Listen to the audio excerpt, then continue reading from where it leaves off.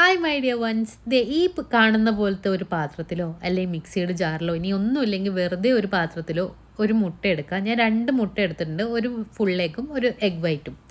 കുറച്ച് ഉപ്പിട്ടു. അതിനകത്തേക്ക് ഒരു വലിയ പഴുത്ത റോബസ്റ്റ പഴമിട്ട് നന്നായിട്ട് മിക്സ് ചെയ്ത് ഒരു പേസ്റ്റാക്കി, അതായത് ഒരു മാവ് ഉണ്ടാക്കി. നമ്മൾ ഈ മാവ് വെച്ചിട്ട് ദോശ ചുടാൻ പോവാണ്. ഇംഗ്ലീഷുകാർ ഇതിനെ പാൻ കേക്ക് എന്ന് പറയും. ഇതിൽ വേറെ ഷുഗർ ഒന്നും ആഡ് ചെയ്യുന്നില്ല. ഇതൊരു ഈസി പീസി ബ്രേക്ക്ഫാസ്റ്റ് റെസിപ്പിയാണ്.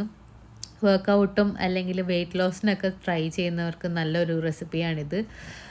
ഇത്രയേ ഉള്ളൂ പരിപാടി. ഇതെല്ലാം കൂടെ ഒന്ന് നന്നായിട്ട് മിക്സ് ചെയ്യുക. എന്നിട്ട് ദോശ ചുടുന്ന പോലെ ചുട്ടെടുക്കുക. ഇത് നിങ്ങൾ വിചാരിക്കും ഇത് കരിഞ്ഞിരിക്കുകയാണെന്ന്. ഇത് കരിഞ്ഞിട്ടില്ല. ഇതിൻ്റെ കളർ ഇങ്ങനെ ആയി മാറും. എന്ന് വെച്ചാൽ വേറെ ബൈൻഡിങ് ഏജൻസ് ഒന്നും ഇടുന്നില്ലല്ലോ. അപ്പോൾ ഞാൻ ഒരു 3 ഉണ്ടാക്കി. എന്നിട്ട് നന്നായിട്ട് ആസ്വദിച്ചു കഴിച്ചു. അപ്പോൾ ഇത്രയേ ഉള്ളൂ. Thanks for watching.